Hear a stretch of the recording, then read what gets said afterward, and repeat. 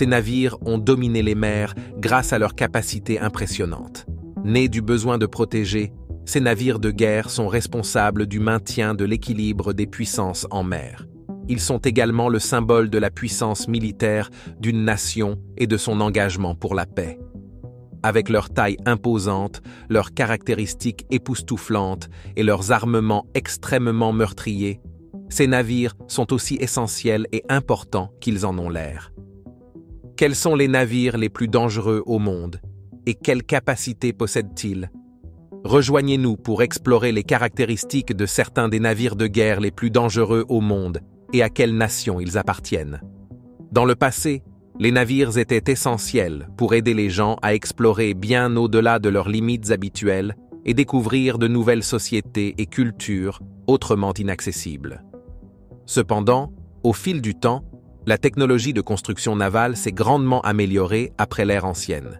Ils ont été restreints et conçus pour aider à déplacer des forces militaires à travers l'eau jusqu'aux zones côtières où ils pouvaient être utilisés contre les ennemis. Ils protègent également les navires marchands contre les attaques, empêchent l'ennemi d'utiliser la mer pour déplacer ses propres forces et attaquent les navires marchands ennemis.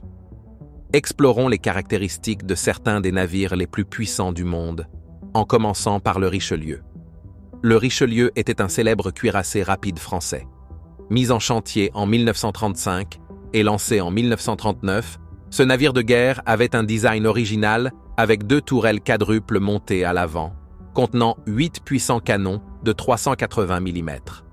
En termes de conception, il déplaçait 37 250 tonnes à vide, atteignant 44 600 tonnes une fois entièrement chargé, avec une vitesse maximale de 32 nœuds. Son armement redoutable, son blindage solide et sa disposition innovante en faisaient une force importante, illustrant l'évolution de la guerre navale et du design des navires. À l'approche de la Seconde Guerre mondiale, le Richelieu a été préparé en hâte et s'est échappé vers Dakar pour rester sous contrôle français juste avant la chute de la France face à l'Allemagne. À Dakar, le navire a subi des attaques britanniques visant soit à le couler, soit à le forcer à rejoindre les forces françaises libres. Malgré les dégâts, il a résisté aux attaques et a finalement été remis aux forces françaises libres après l'invasion alliée en Afrique du Nord. Réparé et modernisé aux États-Unis, le Richelieu a servi dans la Home Fleet britannique et plus tard dans l'océan Indien contre les forces japonaises. Il a participé à la libération de Singapour et à des opérations en Indochine française avant de retourner en France en 1945.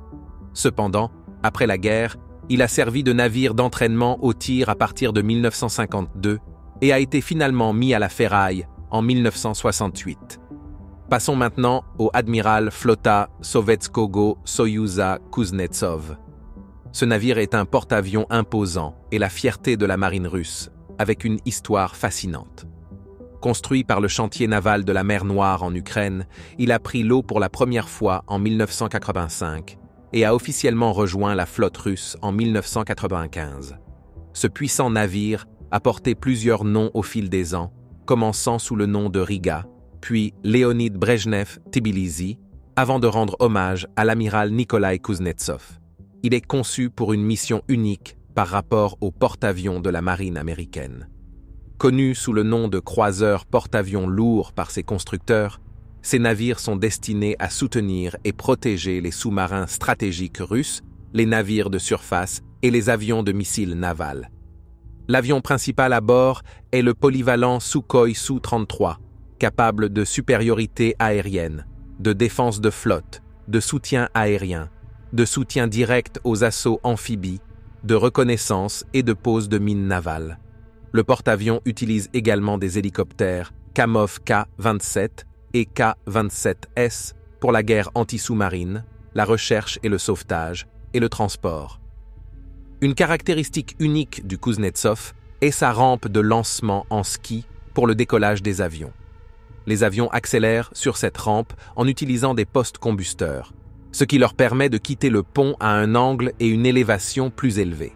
Cette méthode est plus facile pour les pilotes, mais nécessite des avions conçus pour ne pas caler à faible vitesse. Le navire sert également de croiseur lance-missiles, équipé de 12 missiles de croisière, P-700 Granite à longue portée. Contrairement à la plupart des porte-avions occidentaux, il est propulsé de manière conventionnelle avec du mazout, produisant souvent une traînée de fumée noire épaisse en raison d'un préchauffage incorrect du carburant.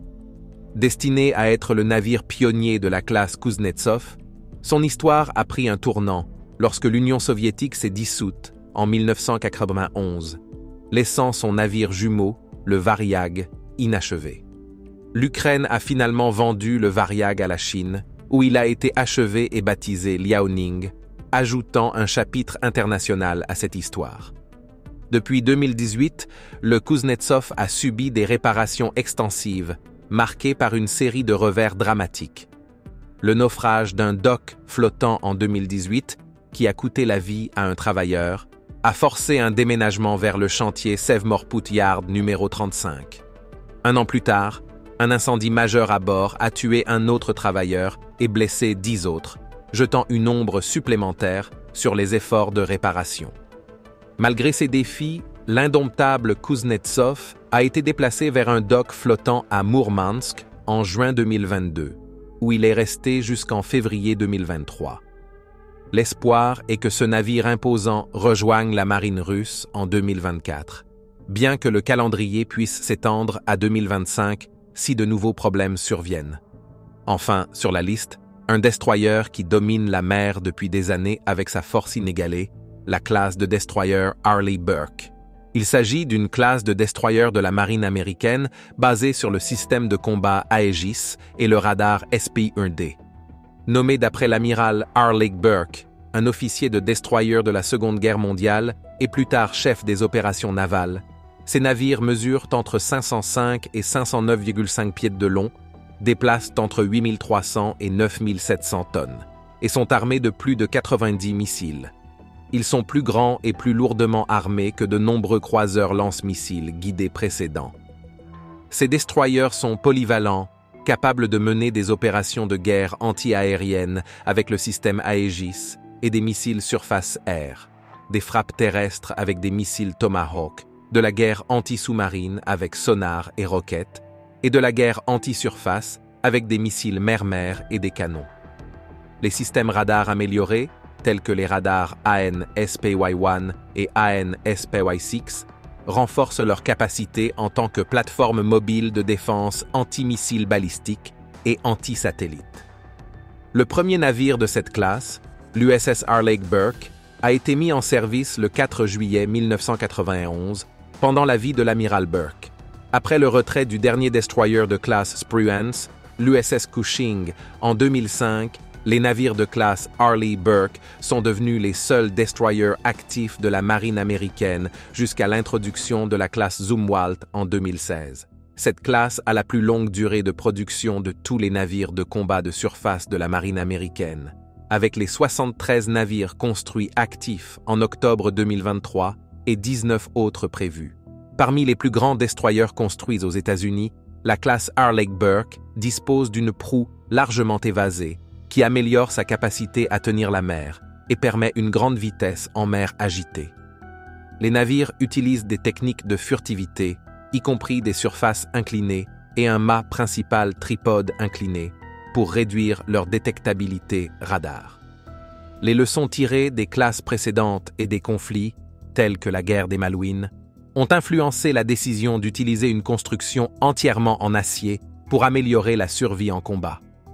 Ces destroyers sont équipés de suites de guerre électroniques AN/SLQ-32, de lance-leurres infrarouges et de leurres de brouillage, Mark 36, de lance-leurres Nulka, de contre-mesures tractées AN/SLQ-25, Nixie, et de masques de réduction du bruit Prairie Maskers.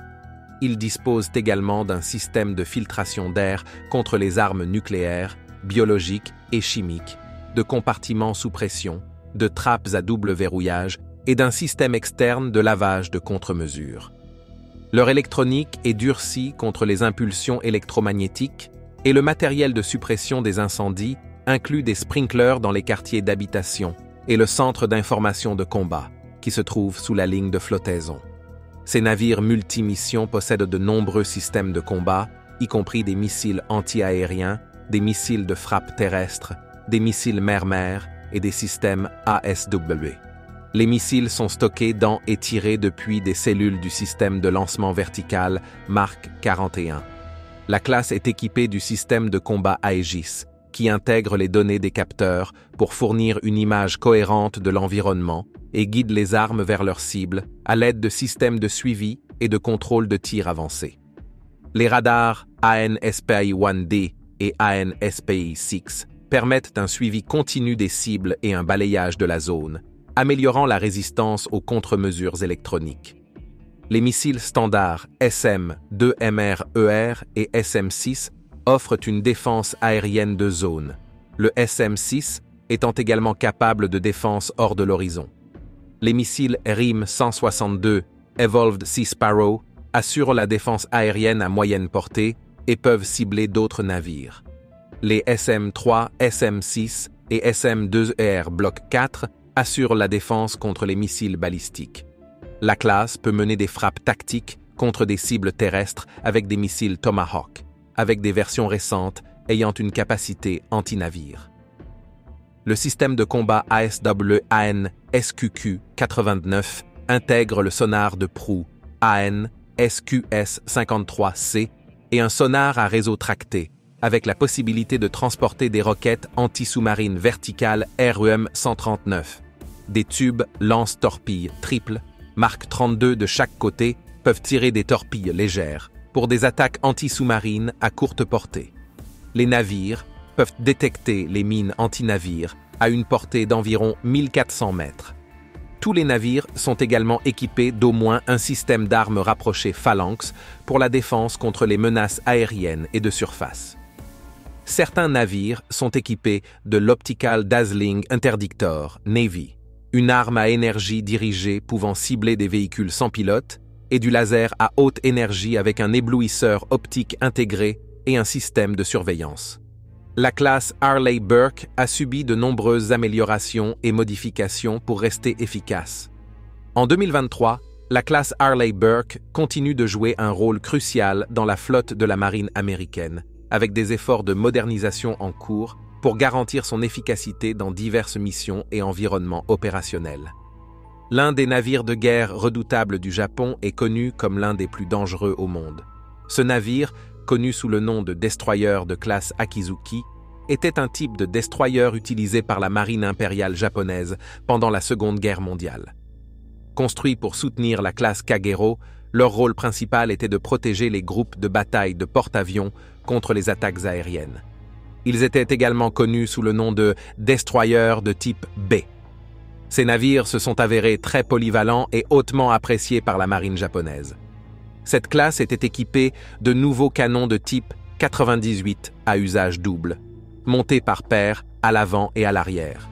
Ces canons étaient efficaces contre les cibles aériennes et de surface, pouvaient être rechargés à n'importe quel angle et avaient un taux de tir élevé et une grande portée. Initialement, chaque navire devait avoir 2 directeurs de contrôle de tir de type 94 pour cibler les menaces à angle élevé.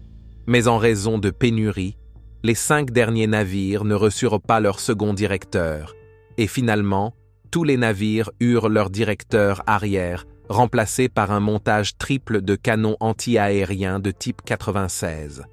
De plus, 2 canons de type 96 à montage double étaient situés au centre du navire.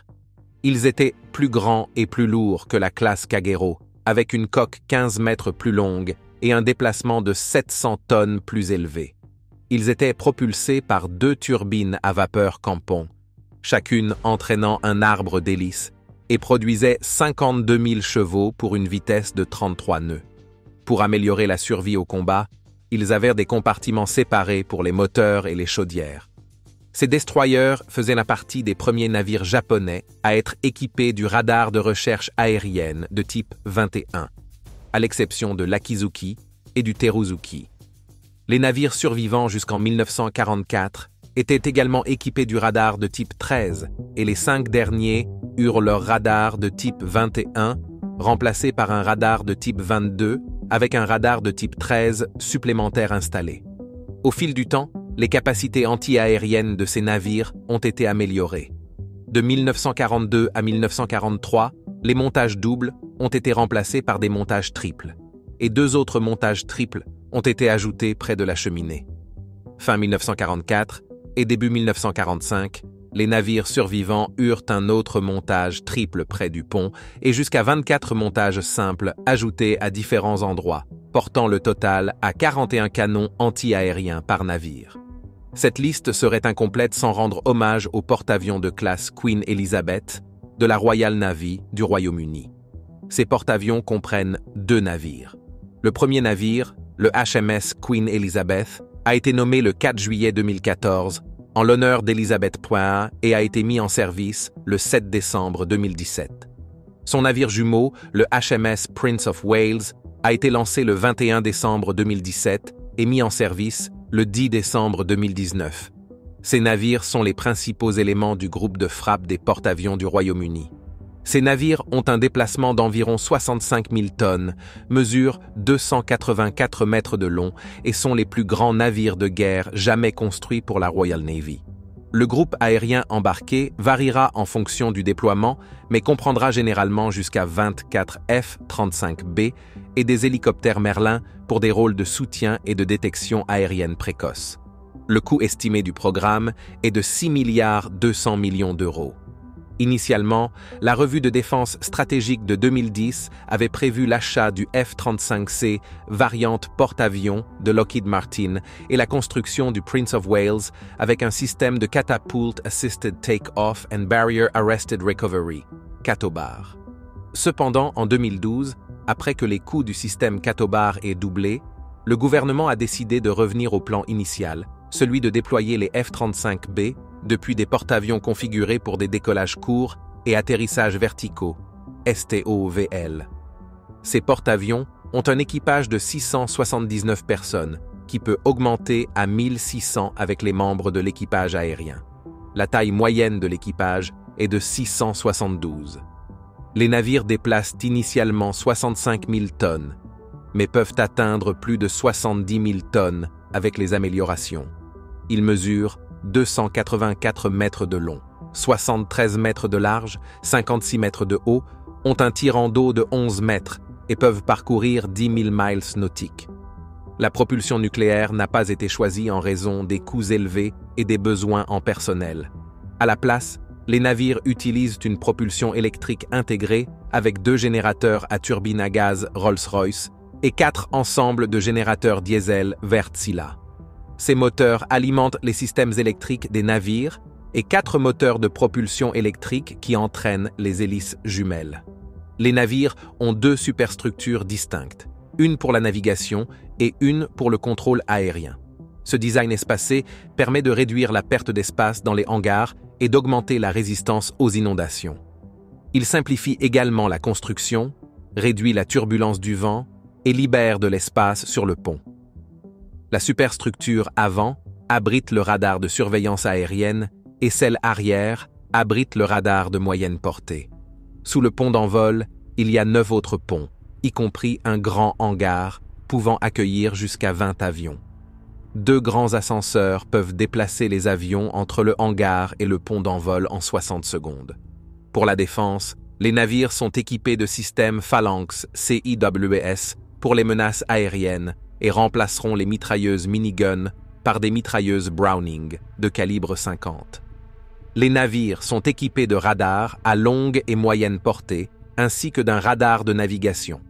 Les radars peuvent suivre de nombreuses cibles et ont une grande portée de détection. Les navires disposent également d'un système de gestion des armes avancé qui automatise le déplacement des munitions, réduisant ainsi le besoin de membres d'équipage.